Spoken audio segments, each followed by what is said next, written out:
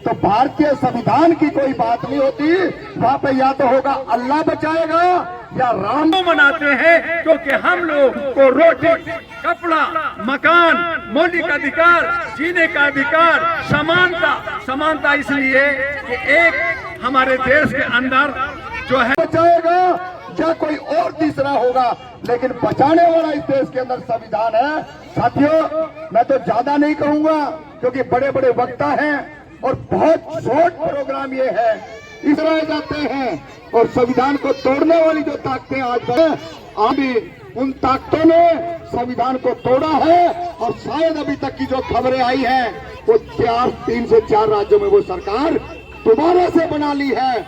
और हम ये बार बार तमाम हमारे वक्ता दुआ साहब और हम चिल्ला चिल्ला के रोडों पे मर गए कि इस देश के अंदर रोकना पड़ेगा, क्योंकि ये हमारे जो किसान और मजदूर वो संविधान को नहीं पढ़ पाए। इसीलिए हमारे साथ चाहे दिल्ली के दंगे हो, चाहे गोधरा के दंगे हो, चाहे इस देश के अंदर बाबरी मस्जिद का दंगा हो, अगर हमने जरा सा भी संविधान पढ़ा होता, इस देश के किसी माई के लाल की औकात और हैसियत नहीं थी कि 2002 के दंगे करवा जाते और बाबरी मस्जिद गिरवा जाते।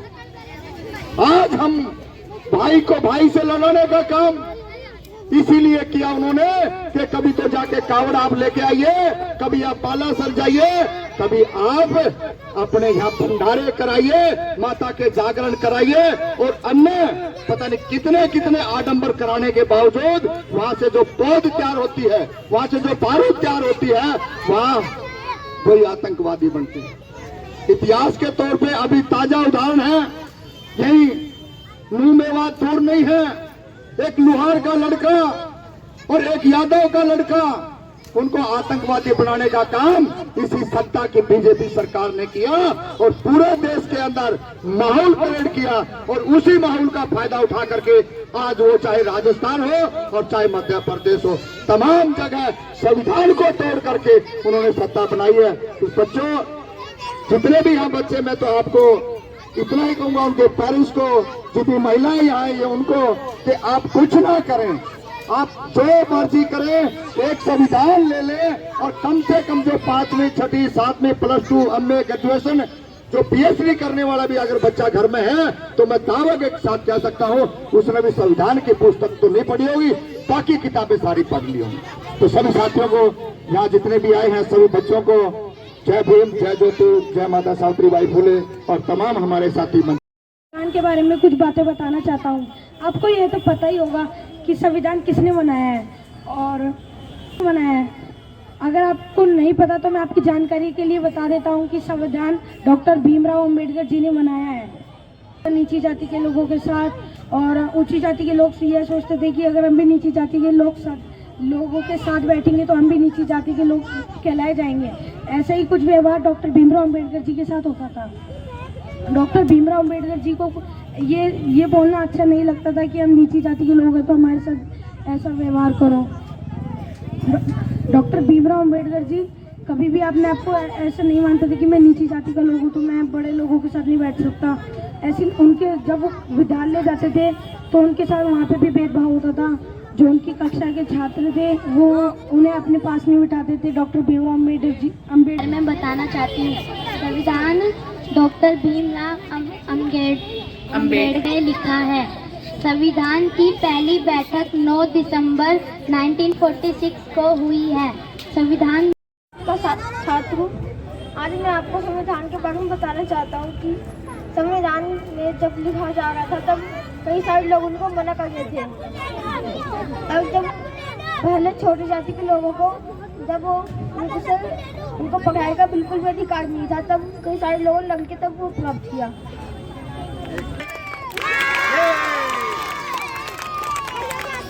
चावला जी बैठो, चावला जी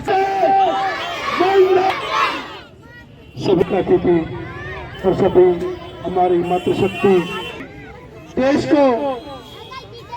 को तोड़ने का काम हुआ, किसी को प्रॉपर तरीके से नहीं बनाया गया।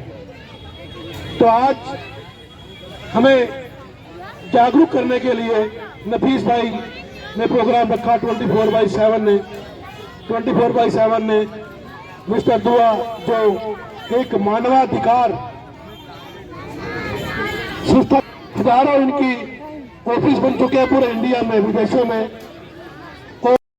वासियों, जहां तक हमारी आवाज जा रही है उन तमाम वासियों को और हमारे मैं तहे दिल से शुक्रिया अदा करता हूं कि आपने मुझे यहां बुला करके जो इस्तकबाल किया और जो हमें बोलने का मौका दिया, इसके लिए बहुत बहुत शुक्रिया।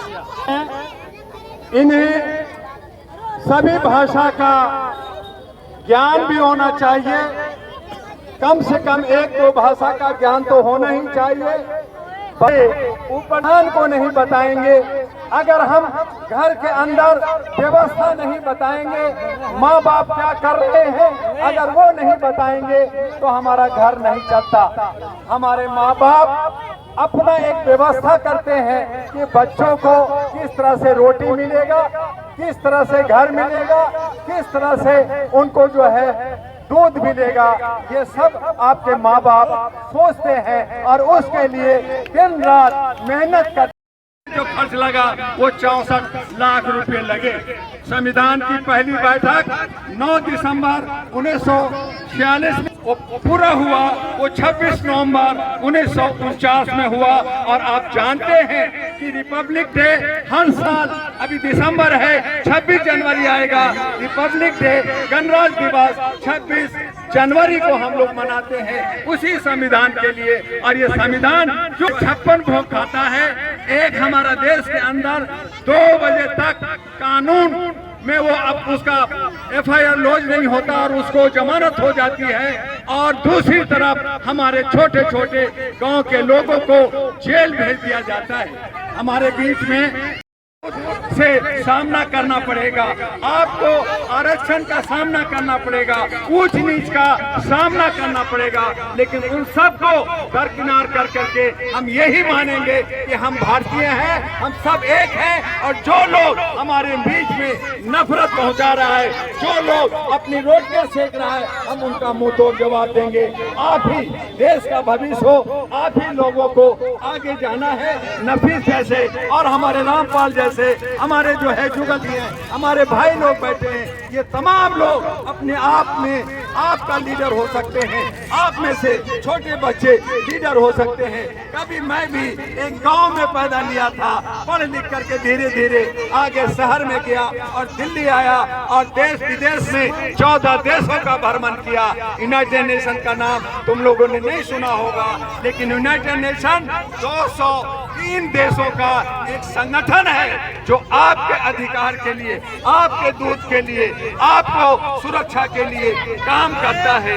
देश विदेश में लड़ाइयाँ हो रही हैं। जो हमारे एक वकील साहब ने कहा, मैं भी सुप्रीम कोर्ट से जुड़ा हुआ हूँ, उन्होंने कहा कि इजराइल और फिलिस्तीन की यहाँ पे वो बातें नहीं है, लेकिन हमें वो भी एक इंसानियत सिखाता है कि हम बच्चों को दूध।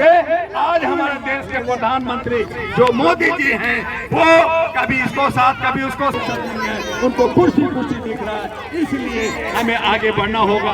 हालांकि मेरा वक्तव्य, मेरी जो बातें आपसे है, ये आखिरी है, लेकिन मैं चाहूंगा कि आखिरी वक्तव्य हमारे राजू गाडिया साहब करें और आपके मुस्तकबिल के लिए, आपके विकास के लिए, आपके क्षेत्र में जो घरें हैं वो अच्छा हो। रोज जिसको किसी को भी अगर वकील की जरूरत पड़ेगी तो हम आपको फ्री में वकील आपको मुहैया कराएंगे। अगर आपकी लड़ाई आपकी होती है तो आप लोग सुलह करें, और अगर सुलह नहीं होती तो आप सलमानी साहब से, जो नफीस साहब हैं, उससे संपर्क कीजिए, हम आपको वकील फ्री में सहयोग अपनी ओर से भी करेंगे। और आपसे भी मैं उम्मीद करता हूँ, साथ ही साथ रियाजुद्दीन और सभी एक तरह से समाज सेवी, सभी धर्मों के लोग यहाँ आए हुए हैं। बात संविधान की है, बात समाज सेवा की है और सबके परिवारों की है। तो इस तरह का कार्यक्रम को दिल्ली के किसी भी कोने में और खास करके पूर्वी दिल्ली में करने चाहेंगे। मैं तन मन धन जो भी सहयोग होगा हम आप लोग को करेंगे। आप आगे बढ़िए, और अगर किसी ने आग दिखाया, अगर किसी ने प्रोग्राम में बाधा पहुंचाया तो उसे सबक भी सिखाएंगे। इसलिए आप लोग पूरी ताकत से आप लोग काम कीजिए, सारे मीडिया और हमारे सारे सामाजिक संस्थाएं, आप आगे बढ़िए, हम हमेशा आपके साथ खड़े होंगे। तो इसके साथ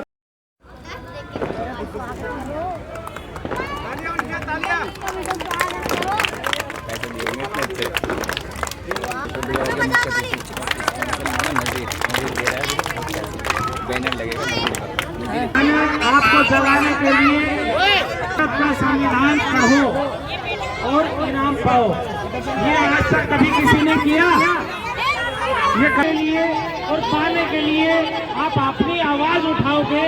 डॉक्टर बाबा भीमराव अंबेडकर ने कहा था कि शिक्षा शेरनी का वह दूध है जो इसे पिएगा वही दहाड़ेगा। निकालते रहो